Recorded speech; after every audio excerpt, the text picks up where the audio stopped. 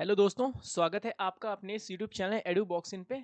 हम अपने most expected and most important MCQs discuss कर रहे थे हमारे आने वाले exam CSIR section officer and assistant section officer examination 2023 के लिए, जो कि हमारा 5 फरवरी से 20 फरवरी के बीच में शेड्यूल हो चुका है, जिसका एडमिट कार्ड रिलीज हो चुका है। आप उसकी ऑफिशियल वेबसाइट पर जाके एडमिट कार्ड अपना चेक कर सकते हैं।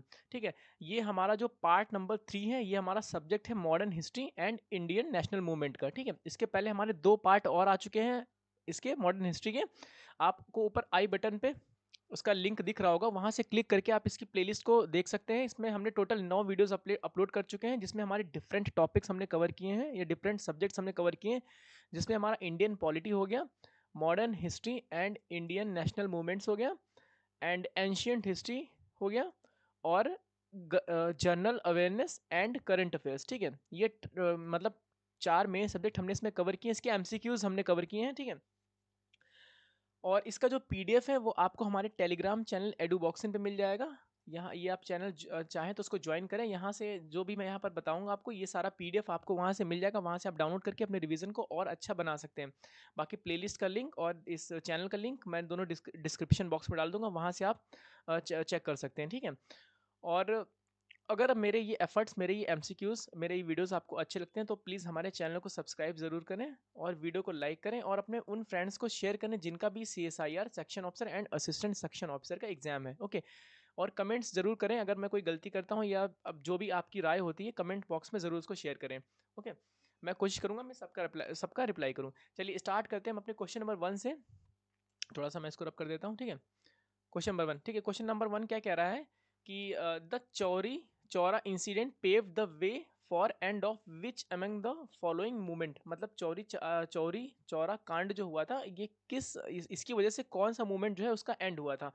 तो चौरी चौरा के बारे में बात करेंगे तो ये हमारा एक कस्बा है, एक टाउन है। कहाँ पर? गोरखपुर सिटी के पास पड़ता है, उत्तर प्रदेश में। ठीक है, गोरखपुर सिटी, गोरखपुर उत्तर प्रदेश। ठीक है, यूपी में पड़ता है गोरखपुर। उसका एक टाउन है चौरी चौरा, वहां पर हुआ था। और कब हुआ था तो आपको इसकी डेट याद रखनी है, पूछा सकता है।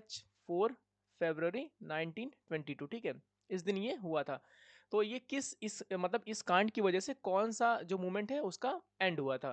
तो 4 ऑप्शन है हमारे पास। देखिए, इसका जो करेक्ट ऑप्शन है वो हमारा नॉन कॉपरेशन। ठीक है, बी, ये हमारा करेक्ट ऑप्शन है। नॉन कॉपरेशन मूवमेंट जो है इसका एंड हुआ था। अगर इसका ईयर पूछा जाए, ठीक है, नॉन कॉपरेशन मूवमेंट कब हुआ था, तो ये स्टार्ट कब हुआ था? 1920 में। ठीक है, 1920 में स्टार्ट हुआ था और 1922 में खत्म हो गया था, क्योंकि जो ये है इंसिडेंट हुआ था चौरी चौरा। ठीक है, और अगर हम सिविल डिसओबीडियंस मूवमेंट की बात करें तो ये कब स्टार्ट हुआ था, तो इसका ईयर हमको याद रखना है 1930। मैच द फॉलोइंग में सिंपल आपसे ईयर भी पूछा जा सकता है कि ठीक है, ये एक साइड आपके ये मूवमेंट्स लिखे होंगे, एक साइड ईयर लिखे होंगे, और पूछा जाएगा कि कौन सा करेक्टली या कौन सा इनकरेक्टली मैच्ड है। ठीक है, तो सिविल डिसओबीडियंस मूवमेंट 1930 में आया था, नॉन कॉपरेशन मूवमेंट 1920 में था, एंड क्विट इंडिया मूवमेंट जो था ये 1942 में था, 1942 में।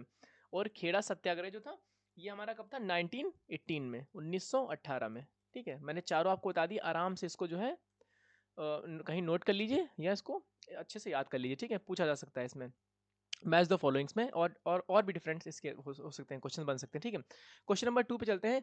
विच among the following book was authored by Mahatma Gandhi. Mahatma Gandhi के द्वारा इसमें से कौन सी बुक जो है वो लिखी गई है? ऑथर्ड मतलब जो भी इसका ऑथर है। ठीक है, महात्मा गांधी जिसका ऑथर है, आपको बुक बतानी है। 4 इसके ऑप्शन है। ठीक है, Hindu view of life, Hind Swaraj, discovery of India, and my truth. ठीक है, सो इसका जो हमारा करेक्ट ऑप्शन हो जाएगा बी हो जाएगा। हिंद स्वराज के जो ऑथर है वो कौन है? महात्मा गांधी। ठीक है, महात्मा गांधी। ठीक है, हाँ, महात्मा गांधी जो है इसके ऑथर कौन है? हिंद स्वराज के महात्मा गांधी। अगर हम हिंदू वे ऑफ लाइफ की बात करें तो ये सर्वपल्ली राधाकृष्णन इसके ऑथर हैं। ठीक है, याद रखना है आपको, सर्वपल्ली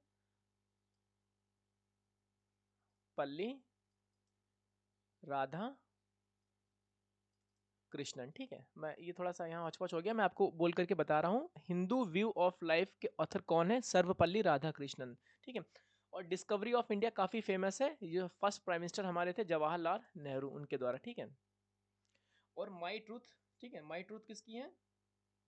ये इंदिरा गांधी जी की है। ठीक है, former prime minister of India Indira Gandhi. ठीक है, इंदिरा गांधी। चारों आपको याद रखना है, ठीक है। ऑथर भी बुक्स पूछे जाते हैं, ठीक है। तो Hindu view of life Sarvepalli Radhakrishnan ji, Hindu Swaraj जो हिंद स्वराज है Mahatma Gandhi, discovery of India Jawaharlal Nehru and my truth Indira Gandhi.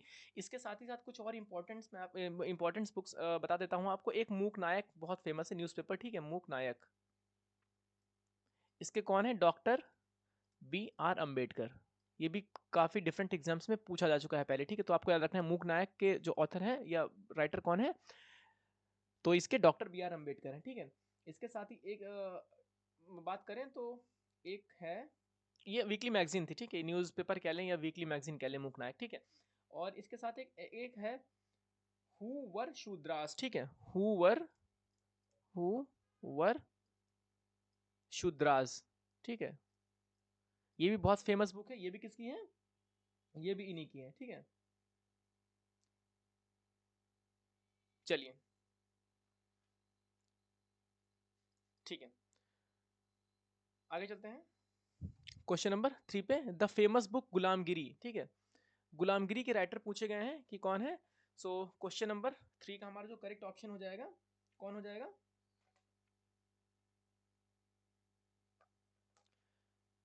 B R Ambedkar, Narayan Guru, Jyotiba Phule and M P Pillai. सो गुलामगिरी के जो हमारे राइटर हैं, हमारा करेक्ट ऑप्शन सी हो जाएगा, ज्योतिबा फुले। ज्योतिबा फुले गुलामगिरी के जो फेमस बुक है, ये किसके द्वारा लिखी गई है?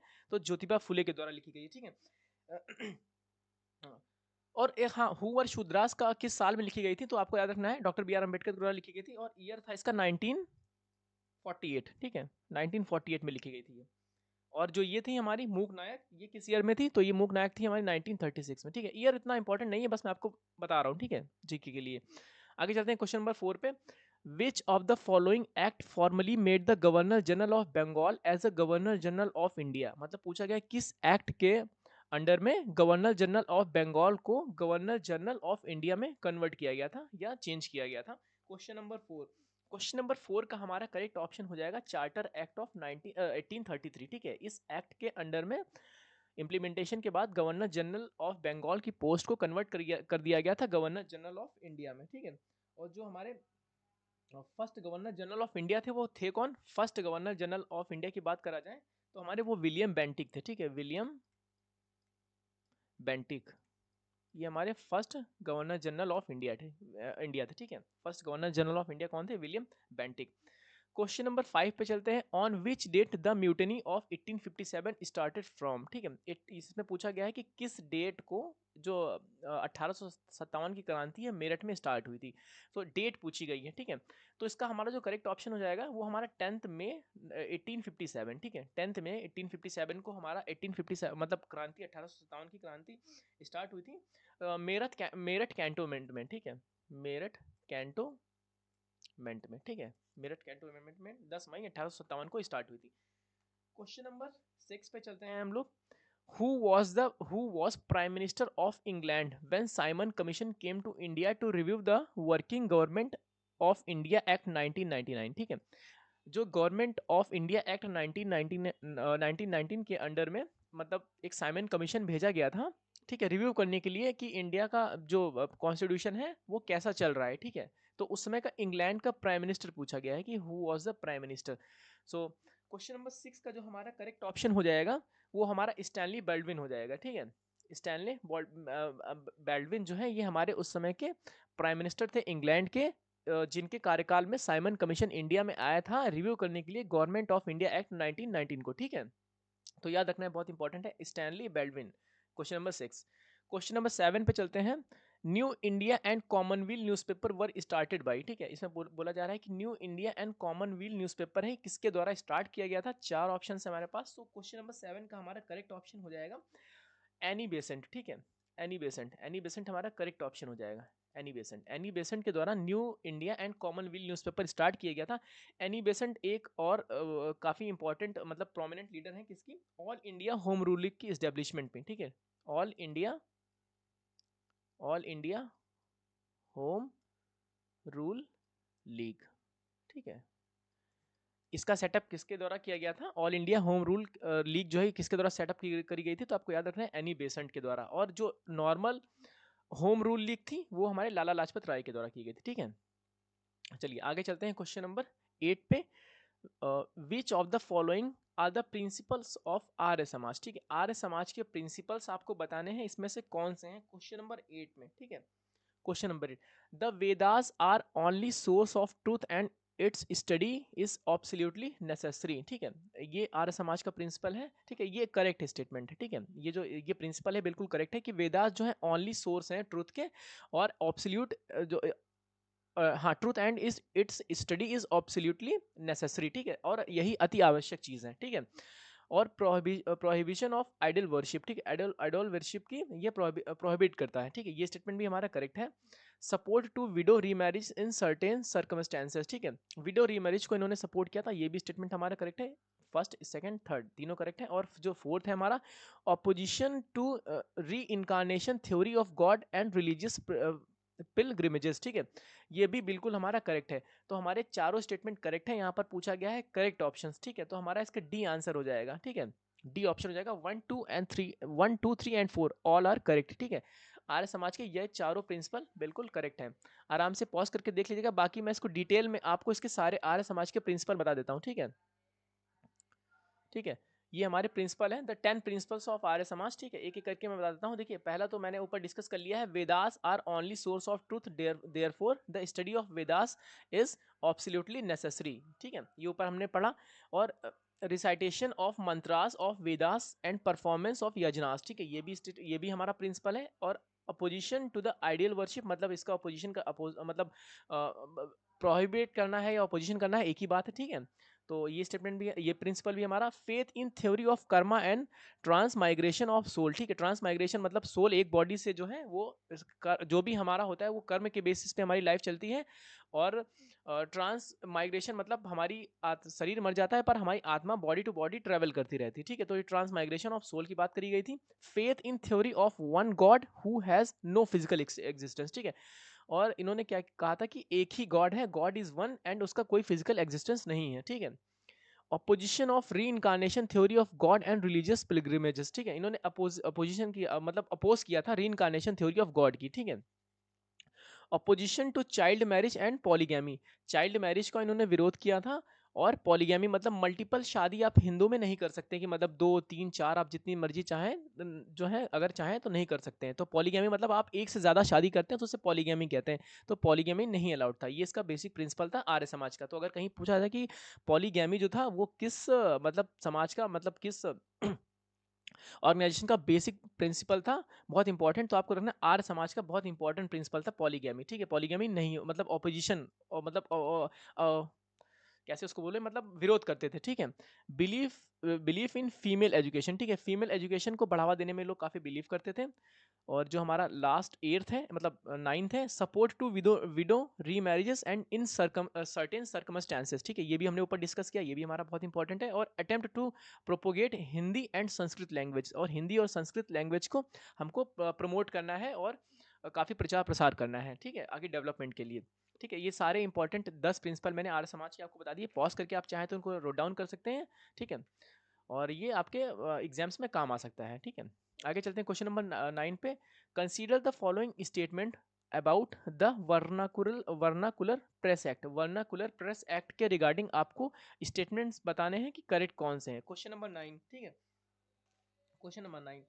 सो देखिए, it was enacted by Lord Ripon. Statement number 2, it became to be known as gagging act. ठीक है, and the act was repealed by Lord Lytton. देखिए, स्टेटमेंट सेकंड तो हमारा करेक्ट है। ठीक है, यहाँ करेक्ट पूछा गया, सेकंड तो हमारा करेक्ट है, तो हमारा करेक्ट आंसर बी हो जाएगा। ठीक है, ओनली 2। बट क्या हुआ है कि ये दोनों स्टेटमेंट 1 और स्टेटमेंट 3 आपस में इंटरचेंज है। मतलब this act was enacted by Lord Lytton, Lord Lytton के द्वारा ये इनेक्ट किया गया था। और रिपील किसके द्वारा किया गया था, तो लॉर्ड रिपन के द्वारा। ठीक है, ये स्टेटमेंट आपस में इंटरचेंज है, तो बहुत इंपॉर्टेंट फैक्ट है, याद रखिएगा कि वर्नाकुलर प्रेस एक्ट है, ये इनेक्ट किसके द्वारा किया गया था, तो लॉर्ड लिटन के द्वारा किया गया था। एंड रिपील किसके द्वारा किया गया था, तो लॉर्ड रिपन के द्वारा। ठीक है, चलिए, तो हमारा करेक्ट हो जाएगा बी ऑप्शन। ठीक है, पहला और थर्ड स्टेटमेंट हमारा इनकरेक्ट है। चलते हैं क्वेश्चन नंबर 10 पे। Which of the following clearly define the Indian national movement. ठीक है, इंडियन नेशनल मूवमेंट की क्लियर डेफिनेशन क्या है, कि मतलब कैसे उसको क्लियरली डिफाइन करता है। क्वेश्चन नंबर 10, क्वेश्चन नंबर 10 का हमारा करेक्ट ऑप्शन हो जाएगा। देखिए, एक तो movement started by Subhash Chandra Bose through Indian national Congress, ठीक है, Indian national INA, Indian national army, ठीक है, इंडियन नेशनल आर्मी है, ठीक है। तो ये हमारा गलत है स्टेटमेंट, ठीक है, क्योंकि इसके पहले भी बहुत सारे इवेंट्स हो चुके थे। और क्वेश्चन नंबर 10 का जो है, जो स्टेटमेंट नंबर 2 है, struggle by the Indians to gain freedom from British colonial rule in India, ठीक है। तो स्टेटमेंट नंबर बी हमारा करेक्ट हो जाएगा, यही हमारा क्वेश्चन नंबर 10 का करेक्ट आंसर है। बाकी Indians struggle by Indians to gain dominion status under British rule, इसका भी कुछ जो है खास इंपॉर्टेंस रोल नहीं रहा है इसमें, ठीक है। और stop British trade in India, ये भी नहीं था मेजर फैक्ट, मेजर इशू ये नहीं था, और मेजर इशू ये भी नहीं था। मेन था कि इनको जल्दी से फ्रीडम चाहिए ब्रिटिश जो कॉलोनियल रूल था इंडिया में, ठीक है। तो बेस्ट जो इंडियन नेशनल मूवमेंट का जो हमारा मोटो था, एम था, यही था कि कैसे भी करके हमको फ्रीडम चाहिए ब्रिटिश कॉलोनियल रूल से, जो भी इंडिया में रूल कर रहे थे, ठीक है। बी स्टेटमेंट हमारा करेक्ट हो जाएगा। Question number 11, Warren Hasting founded the Calcutta Madras Madrasa in which year, ठीक है। वॉरेन हेस्टिंग के द्वारा कलकत्ता मदरसा किस ईयर में स्टैब्लिश किया गया था, क्वेश्चन नंबर 11। क्वेश्चन नंबर 11 का हमारा जो करेक्ट ऑप्शन हो जाएगा वो हमारा हो जाएगा 1780, ठीक है। ऑप्शन नंबर डी हमारा करेक्ट आंसर हो जाएगा 1780 में, ठीक है। अभी इसका करंटली नेम आलिया यूनिवर्सिटी है, ठीक है। अगर कहीं आता है कि आलिया यूनिवर्सिटी के बारे में आता है तो आपको याद रखना है कि आलिया यूनिवर्सिटी इसी का चेंज नेम है, ठीक है। अभी इसे आलिया यूनिवर्सिटी नाम से जाना जाता है, जो कि वॉरेन हेस्टिंग के द्वारा स्टैब्लिश करी गई थी किस ईयर में, 1780 में, ठीक है। आगे चलते हैं क्वेश्चन नंबर 12 पे, which among the following recommendation of Dundas bill are correct, ठीक है। डुंडास बिल की रिकमेंडेशन इसमें से कौन कौन सी है, क्वेश्चन नंबर 12, ठीक है। So, increasing the control of Bengal presidency over Bombay and Madras, ये हमारा करेक्ट स्टेटमेंट है। Governor general may work under his own description, ये भी हमारा करेक्ट है। Empowering the governor general to hold the office of commander in chief, ठीक है, ये भी हमारा करेक्ट है। And restoration of territory of zamindars who were affected by the quinquennial settlements, ठीक है, ये भी हमारा करेक्ट है। तो हमारे चारों स्टेटमेंट बिल्कुल करेक्ट है, ठीक है। अगर इसका डुंडास बिल के बारे में पूछा जाए कि ये किस ईयर में इंट्रोड्यूस हुआ था, तो आपको याद रखना है ये हमारा 1783 में जो है इंट्रोड्यूस किया गया था, ठीक है। 1783 में डुंडास बिल इंट्रोड्यूस किया गया था। और कमेंट बॉक्स में आपको बताना है किसके द्वारा किया गया था, ठीक है। डुंडास बिल जो है किसके द्वारा इंट्रोड्यूस किया गया था 1783 में। तो चारों स्टेटमेंट हमारे करेक्ट हैं, ये 1 2 3 4। सो हमारा करेक्ट ऑप्शन डी हो जाएगा, D 1 2 3 and 4 all are correct, ठीक है। क्वेश्चन नंबर 12, आगे चलते हैं क्वेश्चन नंबर 13 पे, which of the following act established a system of double government, ठीक है। कौन सा, किस एक्ट के अंडर में हमारा डबल गवर्नमेंट सिस्टम को इस्टेब्लिश किया गया था, क्वेश्चन नंबर 13।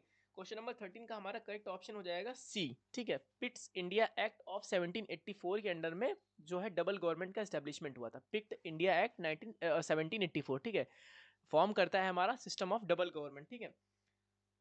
इसमें क्या किया गया था, कोर्ट ऑफ डायरेक्टर्स फॉर्म, इसमें इसमें क्या चेंज हुआ था, ठीक है, कि जो कोर्ट ऑफ डायरेक्टर्स थे, ठीक है, COURT, कोर्ट्स ऑफ डायरेक्टर्स, मैं पहले दोनों लिख देता हूँ, एक तो कोर्ट ऑफ डायरेक्टर्स था और था board of control, board of control, ठीक है। दो बहुत इंपॉर्टेंट बॉडीज थी। तो हमारा जो सॉरी सॉरी जो कोर्ट ऑफ डायरेक्टर्स था, ठीक है, उसका काम क्या था, वो हमारा कॉमर्शियल अफेयर्स को मैनेज करता था, कॉमर्शियल अफेयर्स, ठीक है, कॉमर्शियल अफेयर्स, कैसे ट्रेड होगा, कैसे जो होगा वो सब कॉमर्शियल अफेयर्स जो कौन देखता था, वो कोर्ट ऑफ डायरेक्टर्स देखता था। और जो बोर्ड ऑफ कंट्रोल था उसका मेन काम था पॉलिटिकल अफेयर्स को डील करना, ठीक है, पॉलिटिकल अफेयर्स को,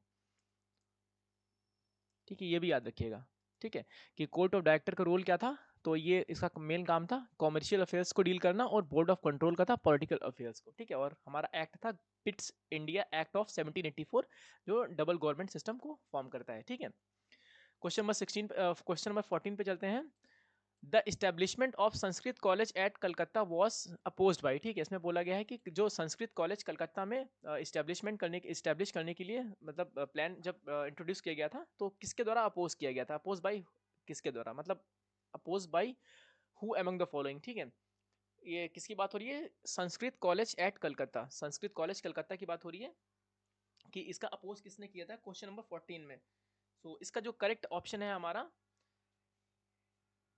सी है, ठीक है, राजा राम मोहन रॉय के द्वारा संस्कृत कॉलेज का इस्टेब्लिशमेंट को अपोज किया गया था, ठीक है। क्वेश्चन नंबर 14 का हमारा करेक्ट ऑप्शन सी हो जाएगा। ठीक है, आगे चलते हैं क्वेश्चन नंबर 15 पे। Who among the following was first newspaper in Marathi language. ठीक है, आपको बताना है कि मराठी लैंग्वेज का सबसे पहला न्यूज़पेपर कौन सा था। दर्पण, पुधारी या नवशक्ति या इंद्रु इंदु इंदु प्रकाश। ठीक है, सो क्वेश्चन नंबर 15 का हमारा करेक्ट ऑप्शन हो जाएगा दर्पण। ठीक है, दर्पण, दर्पण ये हमारा फर्स्ट जो है मराठी न्यूज़पेपर था। ठीक है, बैकग्राउंड में थोड़ा सा कुछ साउंड आ रहा होगा, प्लीज उसके लिए सॉरी। ठीक है, तो दर्पण, दर्पण हमारा फर्स्ट मराठी हमारा जो न्यूज़पेपर था। ठीक है, दर्पण, इसको इसको जो है ये किसके द्वारा स्टार्ट किया गया था, तो स्टार्टेड बाय बाल शास्त्री, बाल शास्त्री जाम्बेकर। ठीक है, जाम बेकर, यही स्पेलिंग है। ठीक है, स्पेलिंग एरर नहीं है, यही है। ठीक है, बाल शास्त्री जाम्बेकर के द्वारा स्टार्ट किया गया था 1832 में, 1832 में दर्पण न्यूज़पेपर स्टार्ट किया गया था, जो फर्स्ट इंडिया का फर्स्ट मराठी न्यूज़पेपर था। ठीक है, दर्पण स्टार्टेड बाय बाला शास्त्री जाम्बेकर इन 1832। ठीक है, क्वेश्चन नंबर 16 पे चलते हैं। Who among the following were the leaders of Moplah rebellion. ठीक है, मोपला रिबिलियन का इसमें से कौन लीडर था, किसके द्वारा लेड किया गया था, मेन कौन था। इसमें जो है क्वेश्चन नंबर 16 का जो है, देखिए इसमें पूछा गया है कि चार नाम दिए गए हैं, चारों आपको बताने हैं। ठीक है, कि कौन से हैं इसमें। देखिए, एक तो ये काला ठिंगल मोहम्मद है, अली मुसाइलार है, और सीथी कोया ठंगल है। थोड़ा अजीब से नाम है, प्रोनाउंसिएशन अगर मैं गलत कर रहा हूँ तो उसके लिए सॉरी। और ये कुनहम्मद हाजी। तो क्वेश्चन नंबर 16 का जो हमारा करेक्ट ऑप्शन हो जाएगा। ठीक है, ये हमारा देखिए चारों जो है ये हमारे लीडर थे। ठीक है, चारों हमारे जो है ये इससे एसोसिएटेड थे, हमारे किससे, मोपला रिबिलियन से। और ये स्टार्ट कहाँ हुआ था, तो ये केरला में स्टार्ट हुआ था। पहले मैं इसका सिटी इस बता देता हूँ कहाँ से स्टार्ट हुआ था। केरला में स्टार्ट हुआ था, ईयर हमारा था 1971। ठीक है, 1971 में स्टार्ट हुआ था ये। और एक मिनट थोड़ा सा मैं चेक कर लेता हूँ।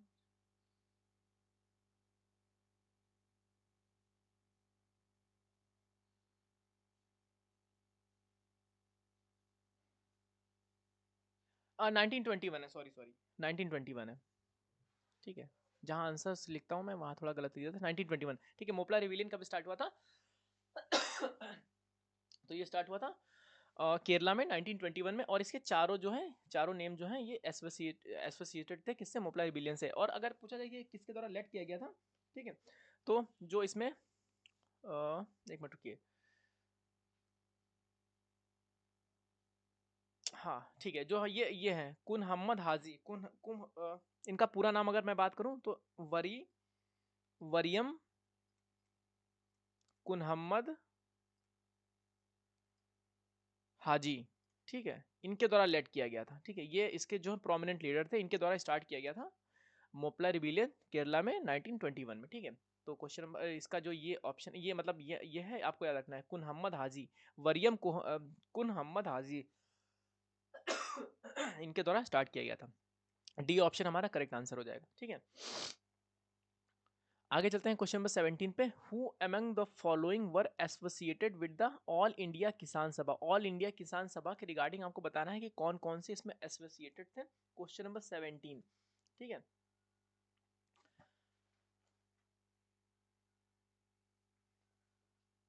एन जी रंगा, ई एम एस नाम बुर्दीपेदी, थोड़ा अजीब सा नाम है। ठीक है, ये मोतीलाल नेहरू और आचार्य नरेंद्र देव। तो इसमें पूछा गया ऑल इंडिया किसान सभा में कौन कौन से एसोसिएटेड थे। ठीक है, तो देखिए पहला स्टेटमेंट, पहला नेम एन जी रंगा और ई एम एस नाम्बू नाम्बू द्विपद। ठीक है, मांडू द्विपद जो है ये एसोसिएट थे। और आचार्य नरेंद्र देव, ये 1 2 एंड 3 जो है ये एसोसिएट थे। ठीक है, सॉरी 1 2 4, 3 नहीं, 1 2 4। तो हमारा करेक्ट ऑप्शन बी हो जाएगा। ठीक है, 1 2 4 हमारा करेक्ट आंसर हो जाएगा। जो मोतीलाल नेहरू नहीं थे, इनके इनकी इनकी प्लेस पे क्या थे, कौन थे, जयप्रकाश नारायण। ठीक है, जय प्रकाश नारायण, ये इसके प्रोमिनेंट लीडर थे, जयप्रकाश नारायण। ठीक है, अगर कहीं आता है डायरेक्ट क्वेश्चन आता है कि जयप्रकाश नारायण क्या ऑल इंडिया किसान सभा से मतलब एसोसिएटेड थे, तो आपको बोलना है यस। ठीक है, जयप्रकाश नारायण थे, मोतीलाल नेहरू नहीं थे, इनका कोई रोल नहीं था इसमें। ठीक है, क्वेश्चन नंबर 17 का हमारा करेक्ट ऑप्शन बी हो जाएगा, 1 2 एंड 4 ओनली। आगे चलते हैं क्वेश्चन नंबर 18 पे, which of the following statement is are correct regarding economic effect of railways in India. ठीक है, इसमें पूछा गया है कि इकोनॉमिक इफेक्ट रेलवे के क्या थे ब्रिटिश टाइम में। ठीक है, तो sorry, the railway had significant forward and backward linkages with other sector of the economy। Question number 18, ठीक है, ये हमारा करेक्ट स्टेटमेंट है। There was a great reduction in average transportation cost measured in a money and time. ठीक है, मतलब इसमें काफ़ी ट्रांसपोर्टेशन में कम खर्चा आ रहा था और मनी भी कम लग रहा था और टाइम भी कम लग रहा था। तो हमारे दोनों स्टेटमेंट करेक्ट हो जाएंगे। तो यहाँ आपसे पूछा गया है करेक्ट स्टेटमेंट, करेक्ट आंसर पूछा गया है, तो आपको यहाँ पर क्या हो जाएगा, सी हो जाएगा, बोथ 1 एंड 2 इसका करेक्ट आंसर हो जाएगा। ठीक है, क्वेश्चन नंबर 19 पे चलते हैं कि आपको बताना है कि करेक्टली मैच्ड कौन कौन से हैं। ठीक है, which of the following are correctly matched, Cripps mission, ठीक है 1940, August offer 1942, Simon commission on and Gandhi Irwin pact. ठीक है, तो देखिए इसमें क्या है कि ऑगस्ट ऑफर जो है ये हमारा 1940 में था। ठीक है, ये हमारा 1940 में था और क्रिप्स मिशन हमारा 1942 में था। 1942 में, ये इंटरचेंज है आपस में। ठीक है, क्रिप्स मिशन 1942 में और ऑगस्ट ऑफर 1942 में करेक्टली पूछा गया, तो बी हो जाएगा, ओनली 2 पेयर। ठीक है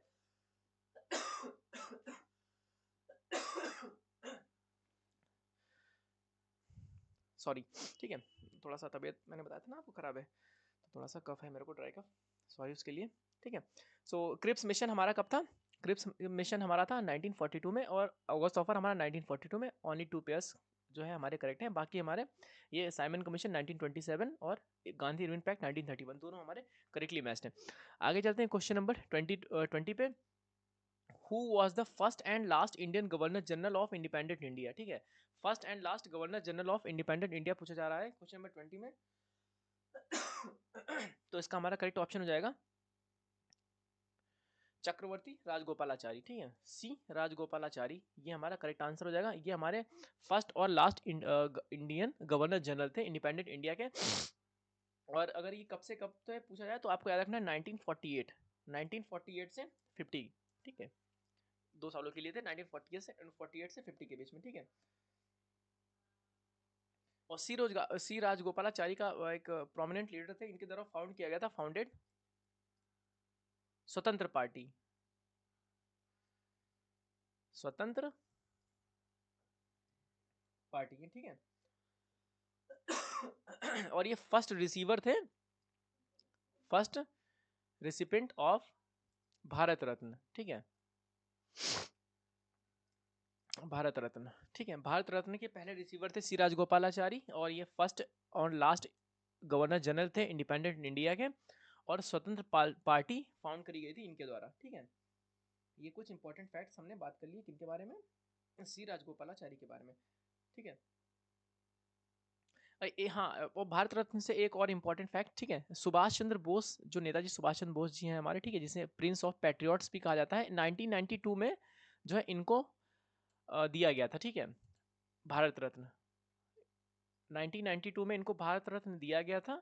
बट क्या हुआ था कि कंट्रोवर्सी हो गई थी, इनकी फैमिली ने अपोज किया था कि जो है वो अभी जो है मतलब अलाइव हैं वो, और ये जो है ये हमेशा मतलब मरणोपरांत दिया जाता है। ठीक है तो उनकी फैमिली का कहना था जब अभी कुछ डिसाइड नहीं है कि वो है या नहीं है तो इनको नहीं देना चाहिए, तो बाद में रिपील कर दिया गया था, बाद में उनसे वापस ले लिया गया था। 1992 में फिलहाल इनको दिया गया था, बाद में वापस ले लिया गया था क्योंकि कंट्रोवर्सी हुई थी। आगे चलते हैं क्वेश्चन नंबर 21 पे, which among the following was the first revolutionary organisation of Bengal. ठीक है, फर्स्ट रिवोल्यूशनरी ऑर्गेनाइजेशन कौन सी थी इसमें बंगाल की, क्वेश्चन नंबर 21 तो इसका हमारा करेक्ट ऑप्शन हो जाएगा वो अनुशीलन समिति हो जाएगा। अनुशीलन समिति का फाउंडेशन हुआ था 1902 में ये। ठीक है, पहली रिवोल्यूशनरी ऑर्गेनाइजेशन थी बंगाल की। ठीक है, 1902 में इसका एस्टेब्लिशमेंट हुआ था। ओके, कमेंट बॉक्स में बताना है कि अनुशीलन समिति का जो इस्टेब्लिशमेंट किसके द्वारा किया था, किसने इसको फाउंड किया था। और आप जब भी कमेंट करें तो उसमें क्वेश्चन नंबर मेंशन कर दिया करें। ठीक है, क्वेश्चन नंबर, जैसे क्वेश्चन नंबर 21 है तो 21 क्यू 21 एंड इसका आंसर जो भी आप कमेंट बॉक्स में कमेंट करें। ठीक है, question number 22, Ishwar Chandra Vidyasagar was a great 19th century social reformer who was who waged a struggle for against which of the following social cause, ठीक है। ये 19th सेंचुरी के सोशल रिफॉर्मर थे ईश्वर चंद्र विद्यासागर। तो ये बोला गया है कि किस सोशल कॉज के अगेंस्ट में थे, ठीक है, उसके अगेंस्ट में ये स्ट्रगल कर रहे थे। Question number 22। क्वेश्चन नंबर 22 का हमारा करेक्ट ऑप्शन हो जाएगा विडो री मैरिज, ठीक है। बी ऑप्शन इसका हमारा करेक्ट हो जाएगा। बी ऑप्शन हमारा करेक्ट हो जाएगा। विडो री मैरिजेस के काफी अगेंस्ट में थे, सॉरी मतलब फेवर में थे, ठीक है। विडो री मैरिज के फेवर में थे, ठीक है।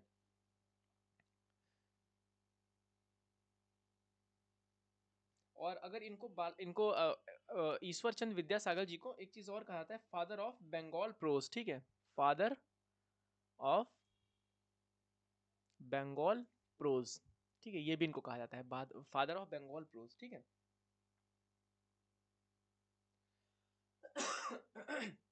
और इनके कंट्रीब्यूशन को विडो री मैरिजेस एक्ट 1857, सॉरी 1857 56 के रिगार्डिंग मतलब काफी फेमस है ये, ठीक है।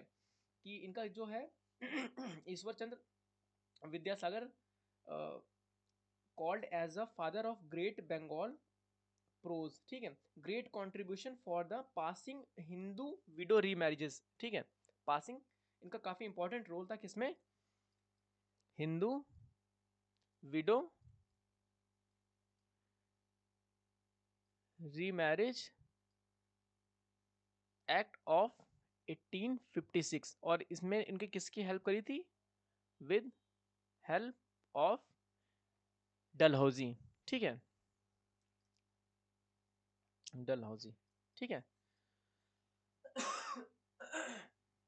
चलिए क्वेश्चन नंबर 23 पे, हु फाउंडेड द अनुशीलन समिति, ठीक है। ये देखिए मैंने ऊपर जो बताया था 1902 में, कमेंट बॉक्स में बताना है। तो क्वेश्चन नंबर 23 का भी आपको कमेंट में ही बताना है, दोनों का आंसर 21 और 23 का सेम है, ओके, ठीक है। आप इसका कमेंट बॉक्स में बताइएगा कि अनुशीलन समिति का फाउंडेशन किसने किया था। क्वेश्चन नंबर 24 पे चलते हैं। अरेंज द एक्ट्स क्रोनोलॉजिकली, ठीक है, इनको क्रोनोलॉजिकली जो है आपको अरेंज करना है, जिसमें हमारा वर्नाकुलर प्रेस एक्ट है, न्यूज़पेपर इंसाइटमेंट ऑफेंसेस एक्ट है, Indian press emergency powers act है, फॉरेन रिलेशन एक्ट है, ठीक है। अब आपको करेक्ट बताना है इसमें से, ठीक है, अरेंज करके। क्वेश्चन नंबर 24 देखिए, जो हमारा वर्नाकुलर प्रेस एक्ट था, ये हमारा था 1818 में, ठीक है। एक मिनट, मैं थोड़ा सा चेक कर लेता हूँ, मैं थोड़ा सा बोल रहा हूँ।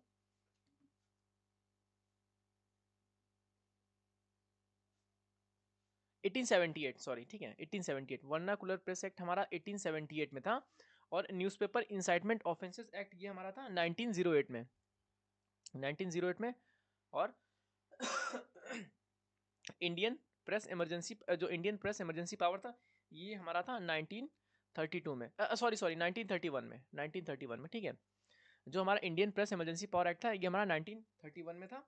और फॉरेन रिलेशन एक्ट ये हमारा 1932 में था। तो ये 1 2 3 4 एकदम सीरीज में है, ठीक है। तो इसका हमारा करेक्ट ऑप्शन क्या हो जाएगा, बी हो जाएगा, ठीक है। आपको याद रखना है वर्नाकुलर प्रेस एक्ट है, ये कब आया था, 1878 में आया था। न्यूज़पेपर इंसाइटमेंट ऑफेंसेस एक्ट 1908 में आया था। Indian press act emergency powers act ये हमारा 1931 में था। एंड फॉरेन रिलेशन एक्ट 1932 में था, ओके।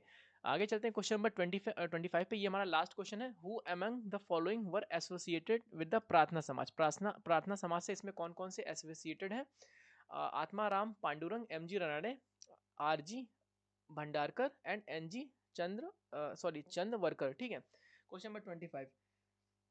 सो देखिए, इसमें चारों जो लीडर हैं ये इसके काफ़ी प्रोमिनेंट और फेमस लीडर हैं, ठीक है, या फेमस जो इसके प्रोमिनेंट पर्सन है। तो डी ऑप्शन इसका हो जाएगा 1 2 3 एंड 4, ठीक है, ऑल आर करेक्ट, ठीक है। चारों इसके प्रार्थना समाज से एसोसिएटेड थे। और अगर पूछा जाए कि फाउंड किसके द्वारा करी गई थी, तो founded by Atmaram Pandurang, Atmaram Pandurang and Dadoba Pandurang, ठीक है। आत्माराम पांडुरंग एंड डडोबा पांडुरंग के द्वारा ये जो है करी गई थी, ठीक है, ओके। चलिए ठीक है, आज की वीडियो में इतने ही क्वेश्चन, 25 क्वेश्चन हमने इसके डिस्कस कर लिए हैं। हमारा सब्जेक्ट था modern history and Indian national movement, ठीक है। ये इसका पार्ट नंबर 3 था। बाकी जो इसके प्रीवियस पार्ट है वो आपको ऊपर प्लेलिस्ट पे जो आई बटन दिख रहा होगा, बाकी डिस्क्रिप्शन बॉक्स में भी उसका लिंक है, वहाँ से आप इसके प्रीवियस वीडियो को डाउनलोड मतलब देख सकते हैं और अपने रिवीजन को और अच्छा बना सकते हैं, ठीक है। सो मिलते हैं नेक्स्ट वीडियो में, तब तक के लिए ऑल द बेस्ट। हाँ, इसका सॉरी, इसका जो टेलीग्राम, इसका जो पीडीएफ है आपको हमारे टेलीग्राम चैनल एडू बॉक्सिंग पे मिल जाएगा, ठीक है। वहाँ से आप इसकी पीडीएफ को डाउनलोड कर सकते हैं। चलिए मिलते हैं नेक्स्ट वीडियो में, तब तक के लिए all the best and thank you.